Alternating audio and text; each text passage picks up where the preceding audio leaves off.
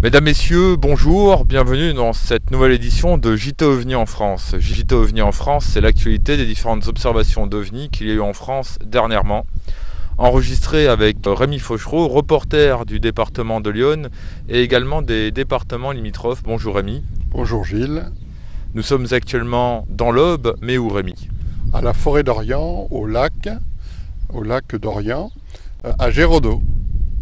Et donc nous allons à présent passer à la première partie de cette édition, les informations importantes.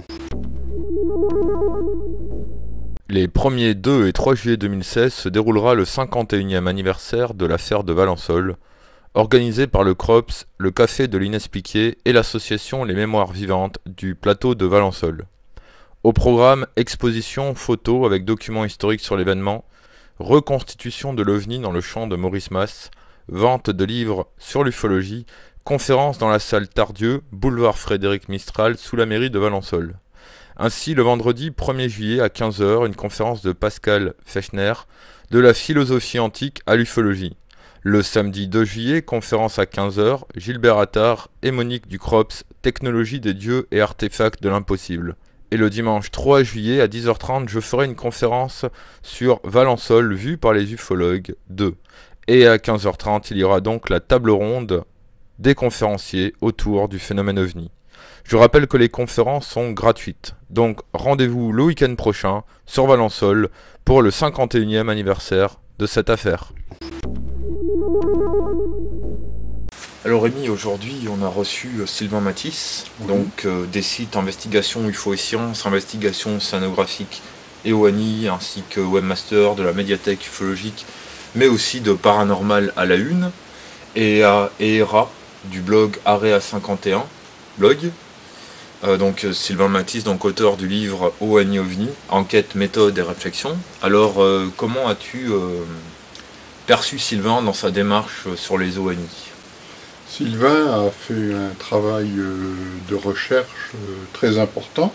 D'ailleurs, il se considère comme un chercheur et non comme un ufologue en première approche.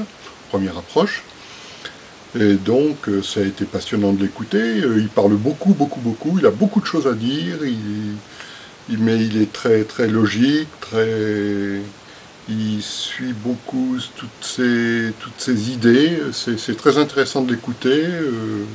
Il a fait beaucoup de recherches au niveau enquête, au niveau des faits. Puis après, au niveau des théories, il a présenté les diverses théories qu'il pourrait y avoir en fonction de nos connaissances technologiques, du progrès technique, etc. Il a mis en relation l'avance technologique possible des OVNI, dont d'ailleurs la nature des OVNI ou des OANI, il a défini comme ne sachant pas vraiment exactement ce que c'était, si c'était d'origine militaire, donc d'origine humaine ou terrestre, ou d'origine exotique. Comment perçois-tu la recherche usologique, c'est-à-dire des OANI, à l'avenir, avec donc déjà Sylvain Matisse et les autres chercheurs? Pour lui, les OANI, ça lui pose un problème. Donc officiellement, c'est des objets qui sont déjà d'abord des OVNI. Dans un premier temps, il les considère comme ça. Des OVNI qui plongent dans l'eau, donc qui deviennent des OANI, ou qui en ressortent, donc qui sont des OANI toujours. Et qui passent donc on passe du stade OVNI à OANI et du stade OANI à OVNI, soit si on entre dans l'eau, soit si on en ressort. Mais il considère pas forcément que les OANI ou les OVNI sont d'origine exotique. Il fait bien une différence à ce sujet-là. Ils peuvent très bien être quelque chose peut-être encore d'inconnu, comme prototype militaire ou autre. Il fait cette différence et il se définit comme chercheur dans ce domaine, dans le domaine des OANI et des OVNI, mais surtout des OANI. Mais est-ce que tu penses que c'est une bonne chose? Parce que pour le moment, c'est vrai qu'il y a beaucoup plus de livres sur les OVNI en tout genre, sur les abductions, tout ce que vous voulez. Mais finalement, les OANI qui font déjà... il y a déjà eu mention d'OANI dans des livres américains, comme Ivan T. Sanderson, Les Invisibles sous les mers, ou sur le site qui avait, je ne sais pas s'il existe toujours, il faudra que je vérifie, Water UFO. Aux États-Unis, ils en parlent déjà. En Amérique du Sud, ils en parlent déjà. Pourquoi en France, on n'en parlait pas? Pourquoi en France on n'en parlait pas? Il faut dire que la France est bordée par des mers, la mer Méditerranée, l'océan Atlantique, la Manche, etc. Donc on devrait en parler beaucoup, parce qu'on a beaucoup de mers qui entourent l'Hexagone. Oui, il y a les dom-toms aussi. Les dom-toms, oui. Mais disons que donc en France on devrait en parler.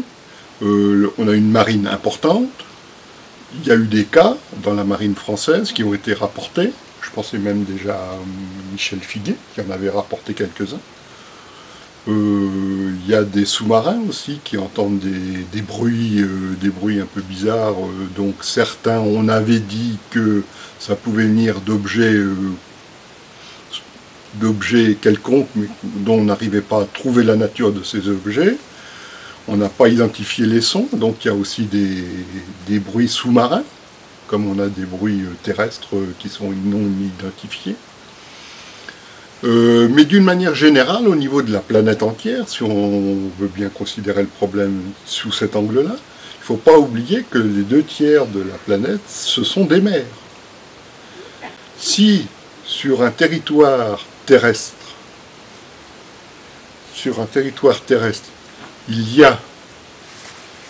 a une population et donc des yeux pour regarder le ciel, au milieu de l'Atlantique, il n'y a pas une si forte concentration de population pour regarder le ciel.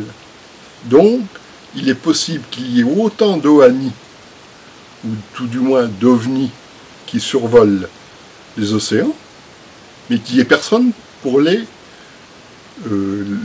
pas les identifier, mais les répertorier. Parce qu'il n'y a pas assez de moyens. Il y a un bateau par-ci, un bateau par-là, un sous-marin voit ce qui se passe en sous les eaux, et encore difficilement à la surface seulement quand il remonte. Donc il y a moins de possibilités d'observation au milieu des océans que nous sur Terre, avec ne serait-ce que nos yeux ou nos systèmes de télescopes, de jumelles, de tout ce qu'on veut, quoi. Mais enfin, il faut au départ une population, il nous faut des yeux. Donc comment peut-on faire? On peut les détecter par les satellites. Mais seulement les données satellites, à qui va-t-on les donner? Est-ce qu'on va les donner aux groupements ufologiques qui s'intéressent, comme Sylvain Matisse, au phénomène des OANI? Certainement pas. Ça va être mis sous le secret défense ou classé, archivé dans les secrets, disons, militaires ou autres, enfin, ou civils, mais ne seront pas diffusés à la population d'une manière générale.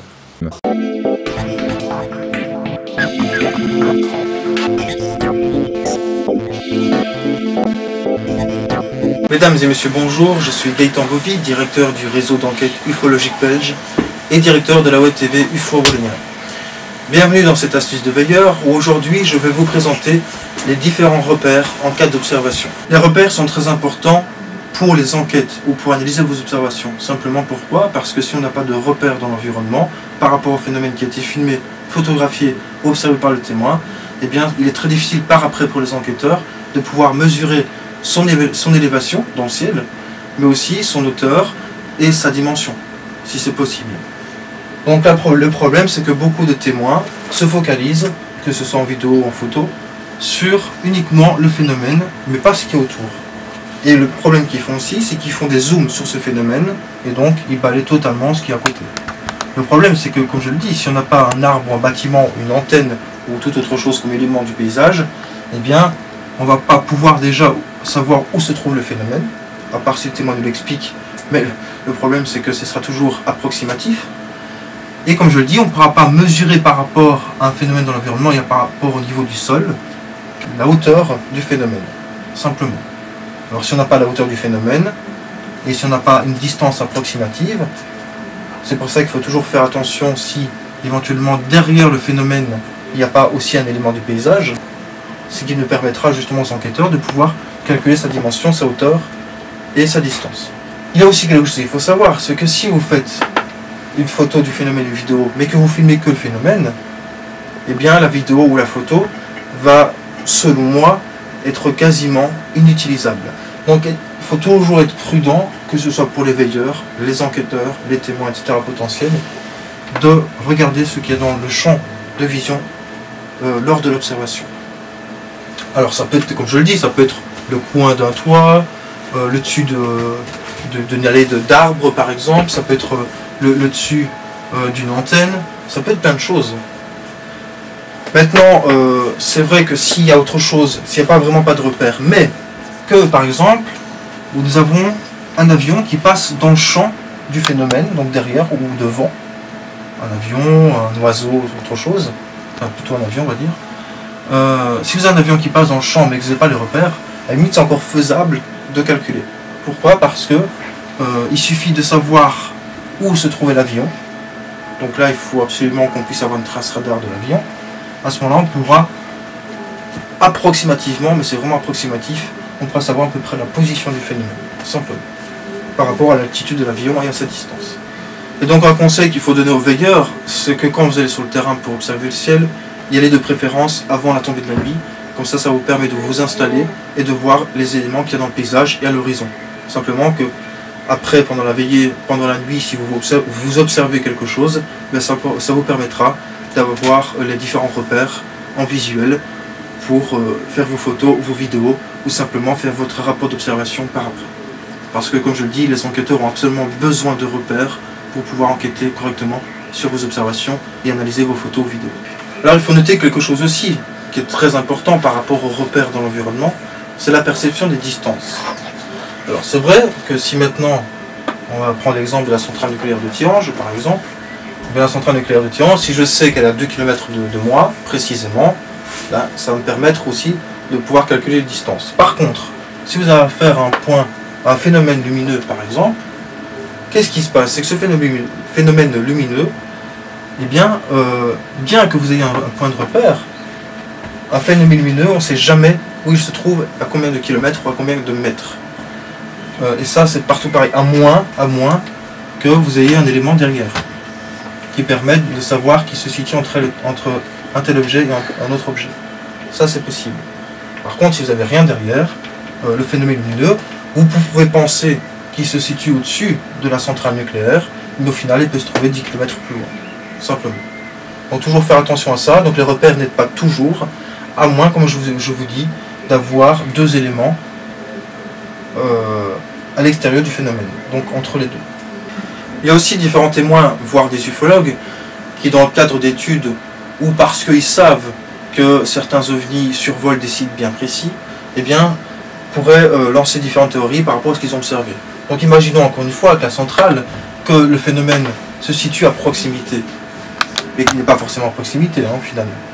Eh bien, vont penser automatiquement que ce phénomène s'intéresse à la centrale. Alors ça peut être avec plein d'autres sites, ça peut être un transformateur électrique, une base militaire, etc. Mais comme j'ai dit, la distance ne permet pas de savoir si l'objet est à proximité ou pas. Alors on a beaucoup de cas d'observation qui sont traités dans le cadre du projet Tracking UFO, par exemple, avec le réseau d'enquête ufologique belge, où justement le but c'est de cartographier les observations et de savoir si ces phénomènes survolent tel ou tel site. Mais le problème c'est que bien souvent, on n'a pas les données de distance, de taille, etc. sont approximatives. Donc on ne peut pas confirmer que le phénomène a survolé la centrale nucléaire par exemple. Donc il faut prendre en compte que les cas, si on veut faire une étude dans ce cadre par exemple, il faut prendre en compte uniquement les phénomènes où on a la distance, la dimension, etc. et une bonne cartographie. Donc il faut vraiment que ce soit confirmé, sinon ça ne peut qu'être hypothèse, etc. Donc nous savons qu'il y a beaucoup de rapports d'observation, d'articles ufologiques qui traînent sur Internet, où on parle de différents vaisseaux extraterrestres, d'ovnis, etc., qui ont survolé différents sites sensibles dans le monde. Ça arrive, c'est possible, mais il faut toujours faire attention et se renseigner si ce phénomène a pu être confirmé par rapport à sa distance, etc. Alors pour vous aider par rapport aux repères, aux perceptions de distance entre vous et le phénomène, eh bien vous pouvez vous équiper par exemple d'un télémètre, un petit télémètre, donc ça coûte pas cher, c'est très utile. Et donc ça fonctionne comme une lunette en fait. Bon, c'est une lunette de fusil, et bien vous avez une graduation au bout qui vous permet de viser. Et en fait c'est la même chose. Donc quand vous regardez à travers l'objectif, eh bien, vous pouvez voir une graduation simplement avec un bouton d'ajustement. Et quand vous cliquez sur ce bouton d'ajustement, qu'est-ce qui se passe? C'est que sur la graduation, la graduation va descendre de plus en plus. Et au point qu'il va, il va clignoter et va vous donner la distance par rapport à l'objet. Simplement. Donc vous visez comme une paire de jumelles l'objet que vous voulez observer. Vous cliquez sur l'ajustement et vous attendez que le télémètre vous donne la mesure exacte. Alors la mesure exacte, évidemment, il faut faire attention de ne pas bouger, etc. Donc il faut quand même bien savoir l'utiliser. Mais ça, c'est simple de fonctionnement et ça permet d'avoir une distance au plus précisément possible. Merci de m'avoir suivi. Je vous mets rendez-vous le mois prochain pour une nouvelle astuce du veilleur. Comme je vous le dis souvent, soyez très prudents, car ce que nous voyons n'est pas forcément ce qu'on croit être. Si vous voyez quelque chose, n'oubliez pas l'environnement qui est autour de vous. Nous allons vous présenter, dans cette édition, un reportage sur les ovnis dans le département de l'Aube. Y a-t-il beaucoup plus de rencontres rapprochées du premier type, du deuxième type ou du troisième type? Passons à présent à la carte des observations, suivie des observations de type rencontres rapprochées du premier type, rangées chronologiquement. Le phénomène ovni dans le département de l'Aube est essentiellement constitué de rencontres rapprochées du premier type, c'est-à-dire observation d'un objet lointain en blanc sur la carte. Il y a eu quelques rencontres rapprochées du deuxième type, c'est-à-dire observation d'un objet au sol avec oui ou non des traces sur le sol, en jaune sur la carte, et une rencontre rapprochée du troisième type, c'est-à-dire observation d'un objet au sol ou non, avec la présence d'une ou de plusieurs entités en vert sur la carte. Le 4 septembre 1954 à Troyes, à 21h10, de nombreux témoins observent deux objets lumineux circulaires passant rapidement au-dessus de la ville. Le premier objet semblait se trouver à une altitude élevée, le second semblait plus bas. Les deux objets sont blancs et évoluent sur une trajectoire orientée est-ouest. Le premier passa à 21h10, le second à 21h20. Le 5 novembre 1976, sur la commune de la Rivière-de-Corps, 4 personnes sont en voiture, à 1h du matin, revenant de Troyes quand ils observent un objet à basse altitude de forme ovale, légèrement aplati sur la face inférieure qui semble descendre. Il était de couleur blanc jaune métallique, très lumineux, entouré d'un halo orangé et laissant une traînée orange sur son passage. Il se dirigeait en direction de Montgueux. Tout en descendant. Il passa derrière le toit d'une maison dont la longueur était inférieure à l'objet. Soudain, ce dernier bascula et fila à la verticale dans le ciel, disparaissant en quelques secondes. Au cours de l'observation, le lecteur de cassette de la voiture se mit à grésiller. Un autre témoin aurait fait l'observation. Je vous retrouve actuellement à Brienne-le-Château. Et ici, en 1997, il y a eu un cas assez particulier. A été observé deux soucoupes, ou une double soucoupe volante. Le 9 décembre 1997, à Pente-les-Briennes, à 4h15 du matin. Un gardien de sécurité accompagné d'un chien fait sa ronde dans le centre de déchargement de déchets nucléaires. Il se trouve au centre du périmètre quand le chien s'agite ayant remarqué une présence. L'homme observe alors avec difficulté car le lieu est très éclairé par des projecteurs au sommet de pylônes, une lumière jaune qui se déplaçait dans sa direction. Cette dernière provenait du sud-ouest, c'est-à-dire de la forêt d'Orient, entre Pinay et Vendeuvre. Il avait l'aspect d'un phare de voiture, et le témoin pense qu'il se trouvait à une distance d'environ 300 à 400 mètres. L'objet sembla s'arrêter pendant une fraction de seconde.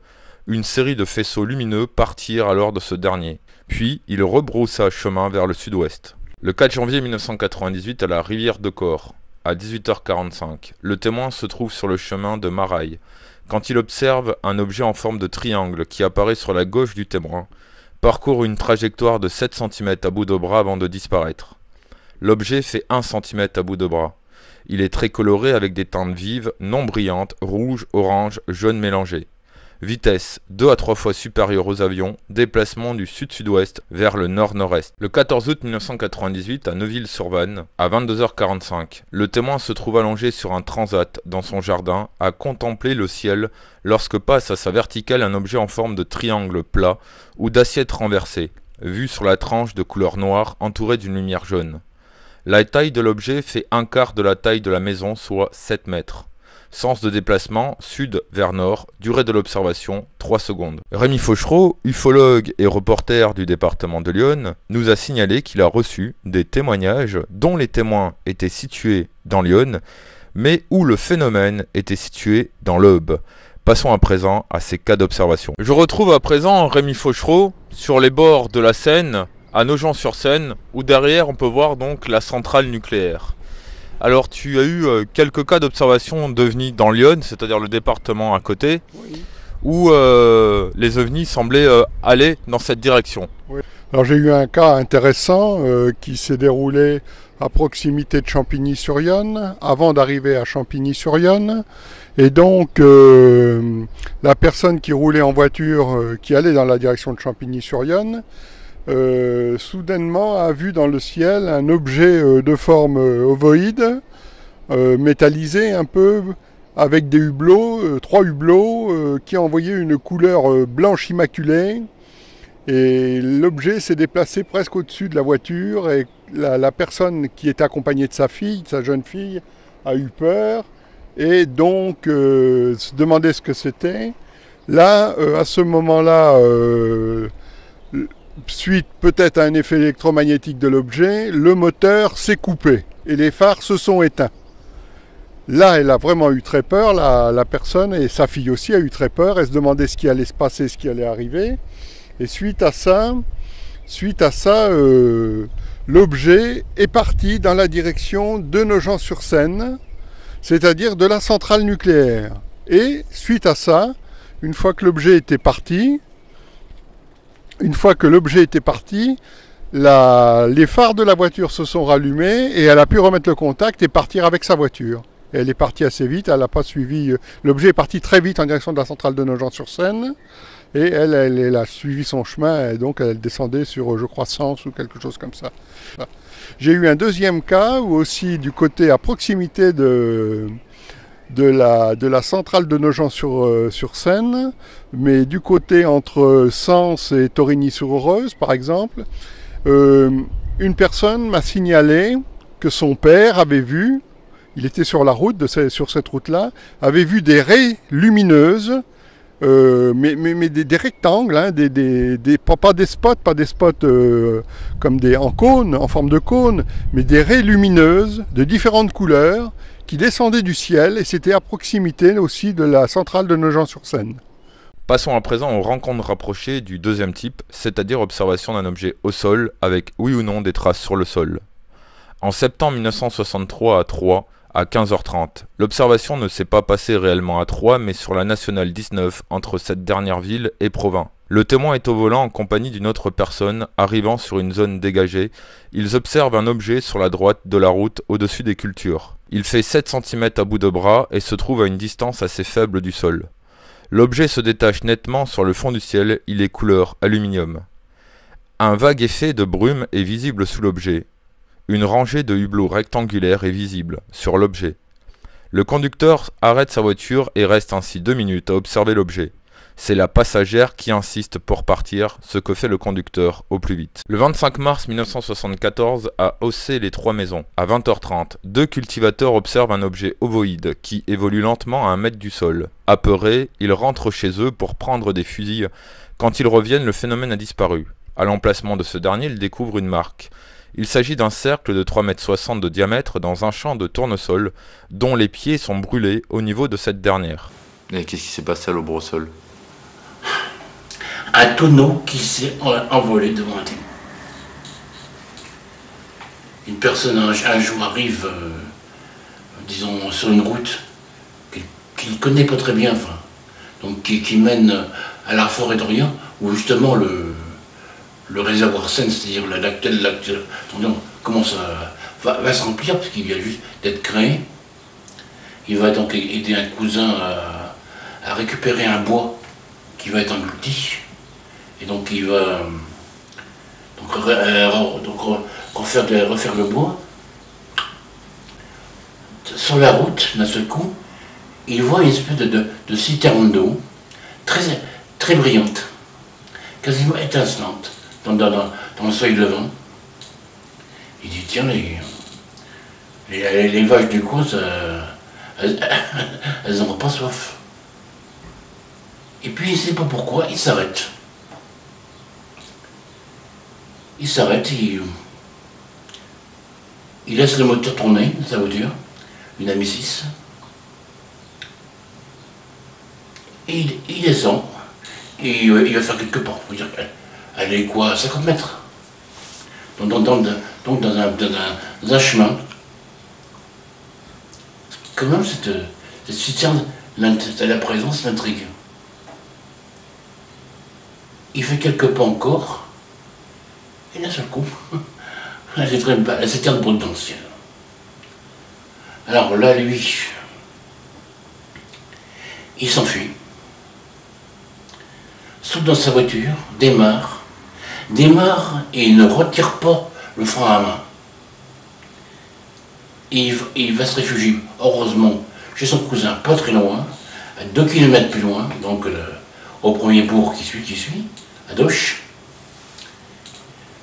Et, ben, comme vous imaginez, n'importe quel spécialiste de l'automobile le sait, la voiture, elle est fumante. Elle n'est pas fumante du moteur, elle est fumante des ferros d'eau du frein. Il a démarré à fond la caisse et il pense même ne pas avoir passé de vitesse. Il ne se souvient pas. Probablement par réflexe.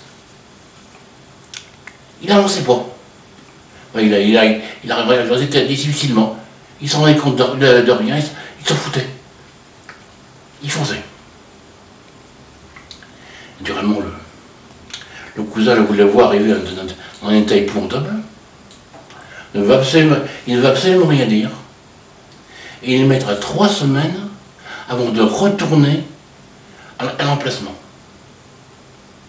Et à cet emplacement, donc, par rapport au chemin, et qu'il connaissait bien, là, auparavant, il avait fait donc à vélo, il savait que ce chemin de remembrement servait donc à l'intérieur, dans les champs, et menait dans un petit village plus loin. Et c'est à ce moment-là que il se penche à l'emplacement et il trouve des espèces de pocs, des trucs de métal, vraiment comme des œufs, des petits pocs de métal. Il ne comprend pas, toujours. Il a un peu peur, mais il les ramasse, il les emmène. Comment est l'ufologie, comment sont les groupes dans le département de l'Aube d'ufologues? Dans le département de l'Aube, il y a OVNI Champagne et il y avait aussi récemment, depuis Châlons-en-Champagne, un autre groupe qui s'était créé, c'était Spica Champagne. Mais je connais surtout maintenant OVNI Champagne parce que j'ai travaillé longtemps avec eux, même avant Châlons, depuis 2003, j'ai travaillé avec eux depuis 2003. Donc jusqu'en 2010-2012, j'ai travaillé avec Châlons OVNI en Champagne. Et est-ce que dans l'Aube, il y avait des rencontres par le passé de cette association OVNI Champagne? Il y avait des rencontres OVNI Champagne entre les membres d'OVNI Champagne, chez un ufologue, par exemple, chez Jean-Louis Perrault. Et puis ils m'ont invité, moi en tant qu'OVNI du département de l'Yonne, à me joindre à leur rencontre à OVNI Champagne. Bon, mais c'est à peu près tout ce que j'ai connu. Autrement, ils se sont aussi intéressés avec des gens, je crois peut-être bien de Châlons, qui s'étaient intéressés à des groupes un peu plutôt versés dans le paranormal. Hein, dans le paranormal, mais aussi dans l'ufologie. Pendant un moment, ils s'étaient intéressés aussi à ça. Voilà. Je vous ai partagé dans cet épisode OVNI dans l'Aube quelques cas d'observation. Bien sûr, il y en a d'autres. Nous reviendrons sur les observations d'OVNI dans le département de l'Aube au cours d'un autre reportage d'une suite qui sera diffusé en 2017 sur EDH TV. Voilà, c'est la fin de cette édition du JT OVNI en France spécial OVNI dans l'Aube. Donc Rémi, je te remercie de m'avoir fait découvrir donc, ces paysages comme ce dolmen qui se trouve à Marcilly-sur-Ayer. Dans l'Aube. Merci Gilles de m'avoir accompagné dans l'Aube et dans tous ces endroits un peu mystérieux et un peu soit archéologiques, soit ufologiques. Voilà. Merci. Moi je te remercie aussi car grâce à ton réseau de connaissances avec les ufologues dans l'Aube, cela nous a permis de les rencontrer, qui nous emmènent sur place ou même qui nous parlent de leurs premières enquêtes. Rémi, je te donne rendez-vous dans un prochain JT OVNI en France où nous parlerons d'un autre département. Et puis il faut quand même dire quelque chose aux auditeurs, c'est que ces tours dans le département de l'Aube, ces tournages, ces interviews avec les ufologues ou témoins, cela a permis aussi à Rémi de faire autre chose. Peux-tu expliquer cela? Ça nous a permis de coller des affiches un peu dans tous les petits villages et villes environnants. La ville de Troyes, principalement, un peu au nord, un peu au sud, un peu à l'est, à l'ouest du département, jusque dans la forêt d'Orient où nous sommes allés. Et donc on espère des retombées, on ne sait jamais, c'est souvent comme ça que j'ai mes témoignages ufologiques. On va voir, on va attendre, et puis peut-être que ces affiches apporteront quelque chose de nouveau. Même pour un enquêteur du département de l'Yonne, il n'y a pas de problème, on prend tous les témoignages, même ceux qui ne se concernent pas le département de l'Yonne, mais ça nous intéresse dans tous les cas. Et cela permettra aussi à Rémi de montrer qu'il est reporter du département de l'Yonne, mais également des départements limitrophes. Puisqu'on le sait, comme je l'avais dit dans un reportage, les ovnis ne connaissent pas les frontières. Exactement, voilà, c'est comme le nuage de Tchernobyl, il s'est pas arrêté à la frontière. Tout à fait. Et continuez à nous suivre sur les routes de l'ufologie en France, et à bientôt sur ODH TV. Au revoir. À bientôt, au revoir.